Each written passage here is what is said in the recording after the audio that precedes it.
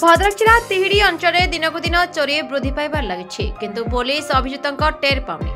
Police को खोला challenge दे लुट कर चली दुर्बृत्त। तिहिड़ी थाना अंतर्गत बुड़ंग हरदरबिंधा छकरे एक घरे दुर्बृत्त माने घर ग्रिल ताड़ी ताला भांगी लक्षाधिक टंकार सोनालंकार सहित नगद 20,000 टंका लुट कर थाना अभियोग होईछि।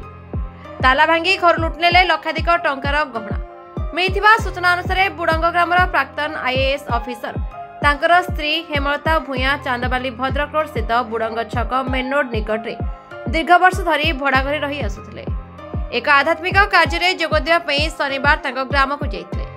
घरे केही नथिबार सुजोग नै 14 तारिख रातिरे केही दुर्बृत्त हेमलता भूया घर ग्रिल ताड़ी घर भितरे पसिथिबा अभियोग होईछि। घर गडरेज भांगी सिक्रेट चाबी को खोली सेथिरे थिबा लक्षाधिक टंकार सोनालंकार सहित नगद 20,000 टंका एलईडी टीवी इन्वर्टर चोरी करि निछन्ति। एरे हेमलता तिहिड़ी थाना लिखित अभियोग करबा परे तिहिड़ी थाना भारप्राप्त अधिकारी प्रसन्न कुमार नायक घटनास्थल पहुंची तदंत जारी रखिछि।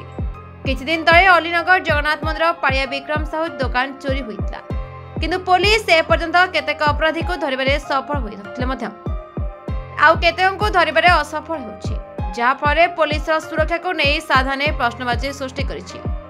चैत मास तिहिड़ी थाना आईआईसी प्रसन्न कुमार नायक नेतृत्व कोयला चोरी और गो चारण संपूर्ण भाव बंद करने प्रयास चलुवा बेले एवं चोर मैंने अति चतुरतार सहित घरे पशि कलाकना बुलेवा आरंभ करते। एप्रति तिहिड़ी थाना भारप्राप्त अधिकारी प्रसन्न कुमार नायक चोर मान धरवे केते सफल होती साधारण अपेक्षा। ब्यूरो रिपोर्ट विचित्र दुनिया।